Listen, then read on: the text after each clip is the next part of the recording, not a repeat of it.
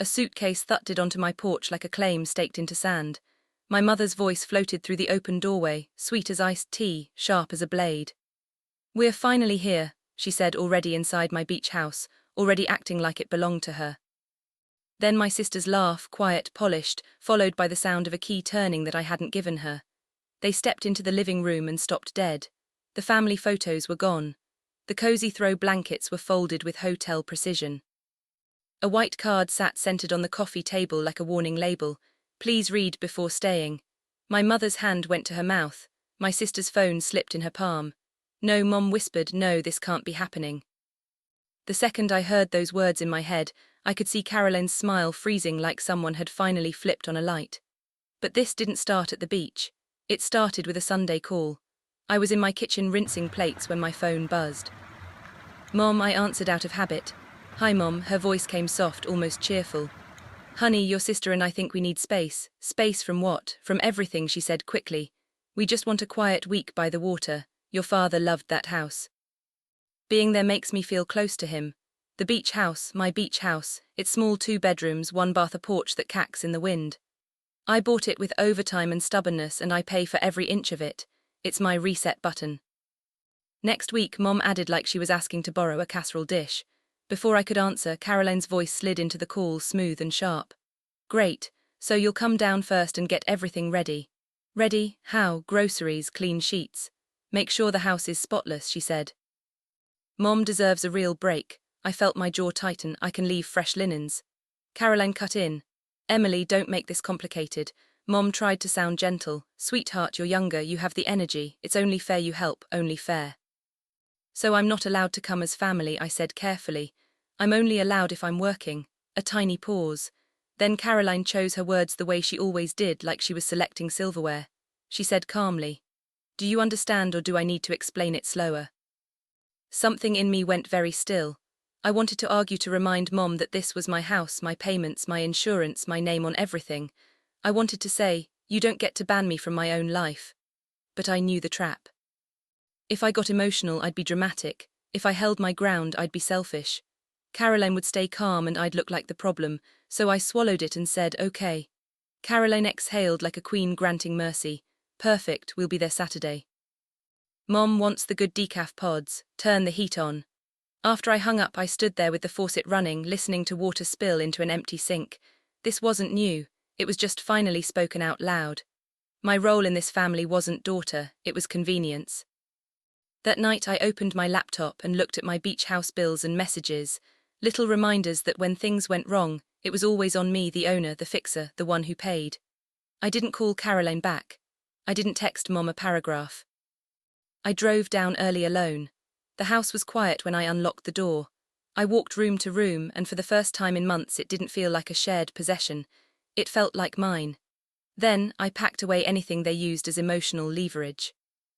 The framed photo of Dad by the pier, the quilt Mom called ours, the spare key that shouldn't have still existed.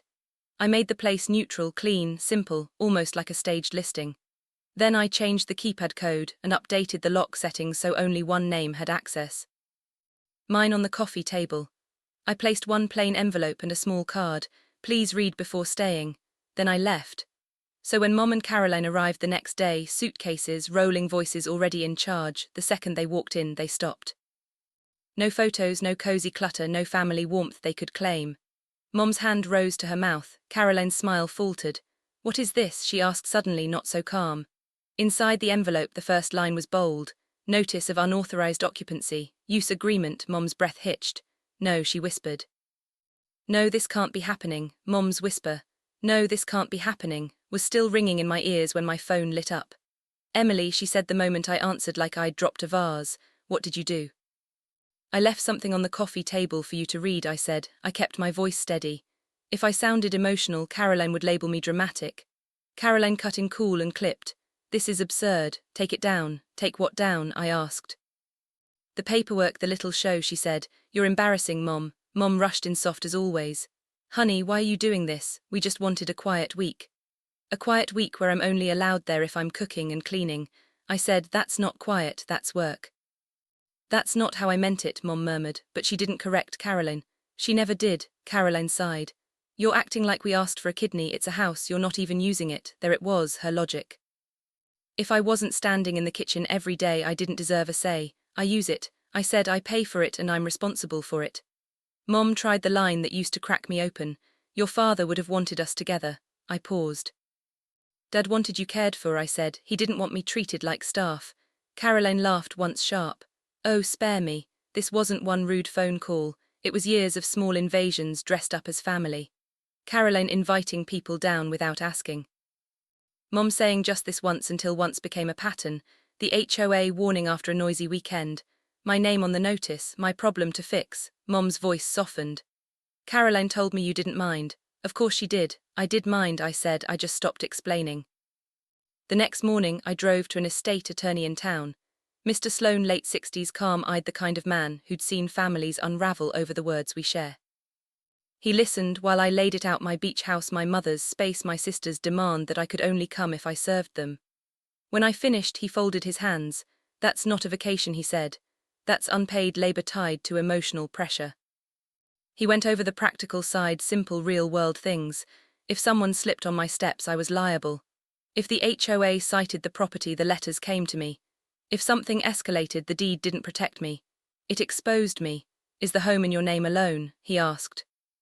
Yes, and do they have a key? Not anymore, I admitted. Good, he said, now we put expectations in writing. We drafted a clean use agreement. No theatrics, dates, occupancy limits, HOA rules, responsibility for damages, and one sentence that felt like air after years underwater: owner approval required in writing. He also prepared a notice I could use if someone entered without permission. I hated needing it. I wasn't trying to punish my mother. I was trying to stop being punished for saying no. As I stood to leave, Mr. Sloan looked at me over his glasses. Boundaries don't destroy families, he said quietly. Entitlement does. In the parking lot, Caroline called, then texted in all caps, "Call me now. This is insane." I didn't call. Instead, I called a local property stager my neighbor had recommended. If my family insisted on treating my home like a free resort, I was going to make it look less like ours and more like what it actually was, mine. The stager asked, "Are you preparing to sell?" I stared at the ocean line in the distance and thought about Caroline's calm cruelty, my mother's silence, and my own years of swallowing it. "I'm preparing," I said, choosing my words carefully to make sure this never happens again. And that's when I understood the surprise waiting at the beach house wasn't petty. It was a line in the sand. Caroline's voice stayed in my head all day. Do I need to explain it slower, the way you replay an insult, long after the person who threw it has moved on? Meanwhile, my mother and sister were still in my beach house, standing in the middle of a living room that no longer felt like family. They'd opened the envelope, they'd read the first line. And now Caroline was doing what she always did when she didn't get her way, rearranging the story. So she came out innocent and I came out cruel. She's punishing you. Caroline told Mom loud enough for the whole house to hear, as if the walls were her audience, because she can't stand that you needed a break. Mom looked smaller than she had on the phone. Her shoulders rounded, her purse clutched like a shield. I don't understand why she's making us sign something, she whispered. Caroline waved the pages because she's being dramatic. She thinks she's teaching us a lesson. Then she smiled, polished, angry in a way that still sounded polite. It's not going to work. She marched into the hallway like she owned it, as if my house had been waiting for her approval. She opened the linen closet, expecting stacked towels like a resort. Empty. She opened the pantry. Bare except for a single labeled basket: owner items do not use. Her lips pressed into a thin line.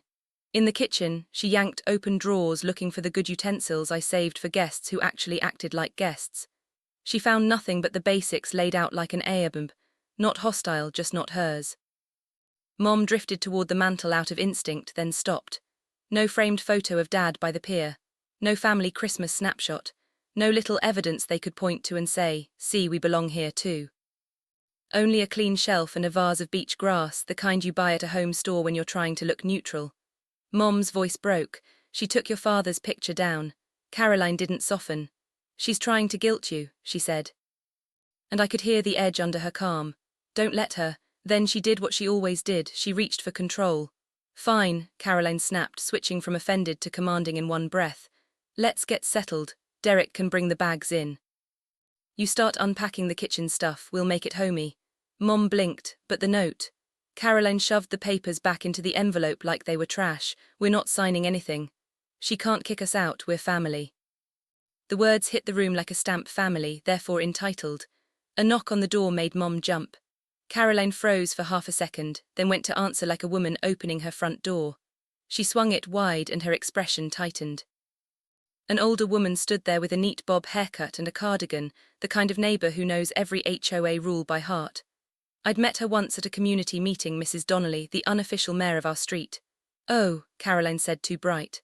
Hi, Mrs. Donnelly looked past her into the living room, into the stripped-down stage neutrality. I saw new cars in the drive, she said calmly, and I haven't seen Emily. She let us in, Caroline replied smoothly. We're her family. Mrs. Donnie's eyes flicked to the coffee table where the white card still sat like a quiet line you weren't supposed to cross. Did she? She asked as if the question had weight. Caroline's smile held. Yes, Mrs. Donnelly didn't argue, she only nodded once. Just so you know, she said, voice polite as church, this community has strict short-term occupancy rules. The board's been attentive lately. Then she glanced down and read the corner of the card on the table. Her mouth tightened just slightly. I'd hate for anyone to get another notice, she added. And the way she said another made Mom's face change. Mom turned to Caroline. Another notice. Caroline's jaw flexed.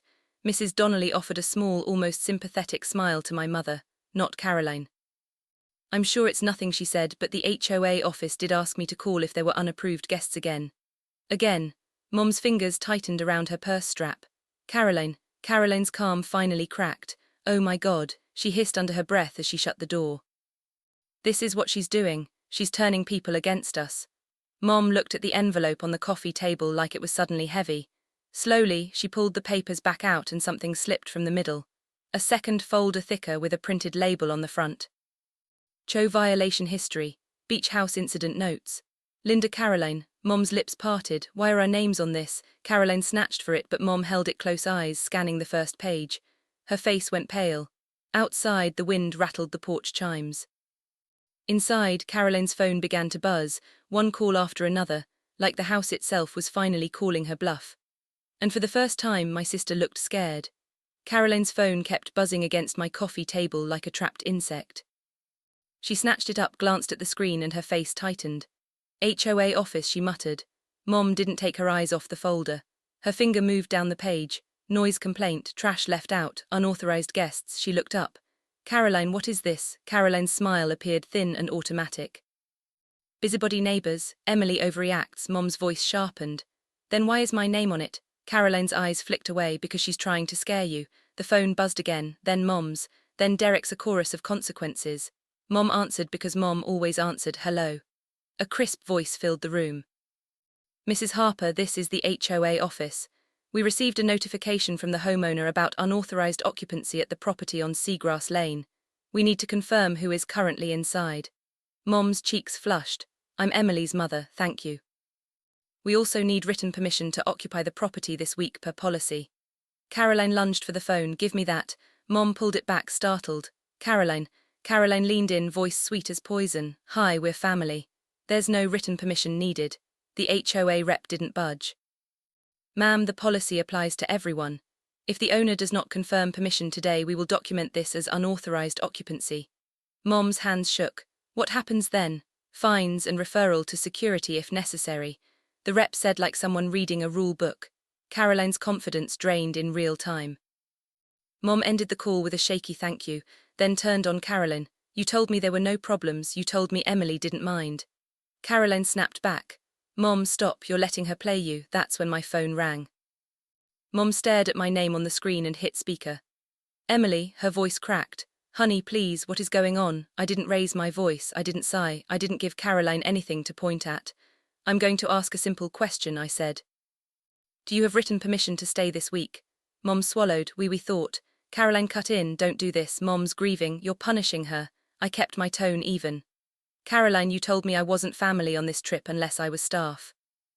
You don't get to call this family now. A beat. Then Caroline, calm again like she was smoothing a wrinkle. Emily, you're making a scene. Stop embarrassing Mom. Mom is embarrassed, I said softly. Because she walked into a house she assumed she could take. And because you let her assume it, Caroline snapped. No, I said, because you kept a key you weren't supposed to have. I changed the code, you didn't arrive, you let yourselves in, Mom gasped. Caroline, you still had a key. Caroline didn't answer, silence was her confession. My attorney explained it plainly, I continued. If someone gets hurt there, it's on me. If the HOA issues fines, it's on me. I'm not doing this anymore, no more. Just this once that turns into months of cleanup and apologies. Mom whispered, Emily, I didn't mean to. I know, I said, but I need you to hear this. I love you and I'm done being managed through guilt. Caroline scoffed. So what, you're going to call the cops on your own mother? No, I said, I'm going to set boundaries. In the background a knock sounded firm, official, Mrs. Donny's voice muffled through the door. Hello, HOA security is here. Mom's breath caught. Caroline went rigid. Mom looked around my living room at the neutral staging, at the envelope, at the folder with her name, and something in her face shifted from confusion to shame. I didn't know, she whispered. I didn't know you were carrying all of this. Caroline spun on her, don't start. Mom didn't shrink this time. No, she said firmer, you don't get to talk to her like that anymore. Caroline's eyes flashed. Fine. If you're siding with her, enjoy sleeping on her rules. She yanked open the door only to find a uniformed security officer and Mrs. Donnelly standing shoulder to shoulder, polite but unmoving. And for the first time in my life, my sister had nowhere left to push. Caroline tried to hold her chin high like dignity could override policy. The security officer didn't argue with her. He didn't need to.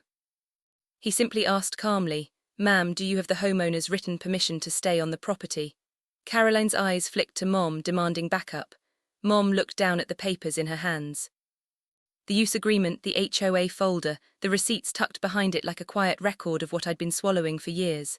She opened her mouth, then closed it. Her shoulders trembled. No, Mom said barely above a whisper, then louder, like she was surprised by her own courage. No, we don't. Caroline's face snapped toward her. Mom, Mrs. Donnelly didn't smile, but her voice softened. Linda, I'm glad you answered honestly. Caroline flared, this is ridiculous, we're not criminals. The officer nodded neutral. Nobody said you were. But without permission, I need you to vacate or wait outside while the homeowner confirms. It's not personal. Caroline's eyes narrowed, it's very personal. From my end of the phone, I said quietly, Mom, I'm not trying to humiliate you. I'm trying to stop being humiliated. Mom's breath hitched. Emily, I didn't realize, I know, I said. That's why I'm asking for something simple now. Read the agreement. The officer stepped back, giving them space. Caroline snatched the pages from Mom's hands and skimmed them like she was reading an insult. Dates, occupancy limits, cleaning fee, she read aloud, voice dripping contempt. Owner approval in writing. She looked up. You're charging your own mother. I'm asking for respect, I replied. The fee is what I pay every time people treat my home like a free hotel. Mom reached for the papers again. Her fingers trembled as she turned to the attached receipt, small unglamorous proof of reality. Replacement towels. A plumber called after the toilet overflowed. A handyman invoice for the screen door Caroline's friends didn't notice they broke. Mom's eyes filled.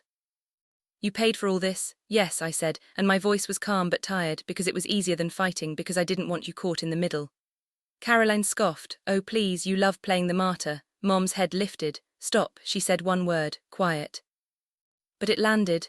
Caroline blinked like she hadn't heard right. Excuse me. Mom's voice strengthened. Stop talking to her like she's beneath you. Caroline's lips parted, then pressed into a tight line. So now you're choosing her. Mom looked at the ocean through the front window like she was looking for your father's advice in the waves. No, she said, I'm choosing what's right. Caroline laughed cold. Fine, sign your little paper, Mom. Let your youngest run the family. Mom didn't flinch. She picked up a pen from the counter, one I'd left on purpose, and read the agreement again slowly, carefully, like she was finally hearing the words behind all the years of family. Then she signed. The house went quiet. Caroline stared at the signature like it was a betrayal carved into ink. Unbelievable, she muttered. Caroline, Mom said, and there was steel under the softness. Now if you want to stay you can sign too, and you can apologize. Caroline's laugh was sharper this time. Apologize for what? For having standards, for wanting 1 week without Emily acting like a victim. My stomach tightened, but I didn't interrupt. This was the moment Mom had to see her. Mom's voice shook. For using my grief, for turning my daughter into your servant, for keeping that key. Caroline's eyes flashed. I kept it because someone has to manage things. Emily doesn't know how to share, I finally spoke. Sharing is voluntary, I said, taking is not. Caroline turned toward the door, grabbing her bag. Fine, keep your precious little beach house. I hope it keeps you warm at night. Derek hovered behind her, then grabbed their suitcases. He didn't meet Mom's eyes as they walked out. The security officer nodded once. Thank you, ma'am, he told Mom. Then he left, and Mrs. Donnelly lingered just long enough to say, you did the right thing. When the door closed, Mom stood in the living room and looked around, not at what she'd lost but at what she'd been blind to. I thought I was keeping the peace, she whispered into the phone. I didn't realize I was hurting you. My throat tightened. I should have said something sooner, I admitted. I just didn't want to lose you. You won't, Mom said quickly. Not over this. There was a long pause, and for the first time in years it felt like my mother was talking to me, not through Caroline, not through guilt, but directly. I want to see you, she said. Not here, not like this. Can we have coffee tomorrow? Yes, I said softly, we can. And when I hung up, the revenge didn't feel like victory. It felt like a boundary finally becoming love. The next morning, Mom met me at a small diner off the highway, vinyl booths, senior discount specials, the smell of fresh coffee and toast. She looked older than she had the week before, like the truth had taken something out of her. I owe you an apology, she said as soon as I sat down. I shook my head. I don't want you drowning in guilt, Mom. I'm not, she said, surprising me. I'm owning my part. She took a breath. After your dad died, I let Caroline take the wheel because I was tired and she drove right over you. My eyes strung. I stared at the sugar packets lined up in their little glass holder, trying not to cry in public like I was still 12. Mom reached across the table and covered my hand. Your father set that trust up to protect you, she said. And I let his own wife forget why. We talked for over an hour about money, about liability, about how easily family becomes a weapon when no one writes rules down. Mom admitted she'd been telling herself I was strong enough to handle it, which was just a nicer way of saying I was expected to endure. Before we left, she slid something across the table, a small key ring. The old key, she said. I found it in Caroline's purse. I took it back. I stared at it, stunned. I want to earn my place in your life again, Mom said. Not by demanding, by asking. I swallowed hard. That's all I ever wanted. That weekend, I invited Mom back to the beach house. Just her. No Caroline, no Derek, no surprise guests. We made soup and grilled cheese. We folded laundry together. We watched the ocean and talked about Dad without anyone using him like a lever. And on Sunday morning, Mom hugged me at the door and whispered, family isn't who takes the most. It's who respects the most. If you've ever been made to feel like staff in your own family, if you've ever been pressured to keep the peace at the cost of your dignity, please know this: boundaries don't break love, they protect it. If this story hit close to home, I'd love to hear your thoughts in the comments. Share your experience or share what you wish you had said. And if you want more stories like this, real, emotional, and rooted in the kind of family drama we don't talk about enough, make sure to subscribe and stay with us. The end.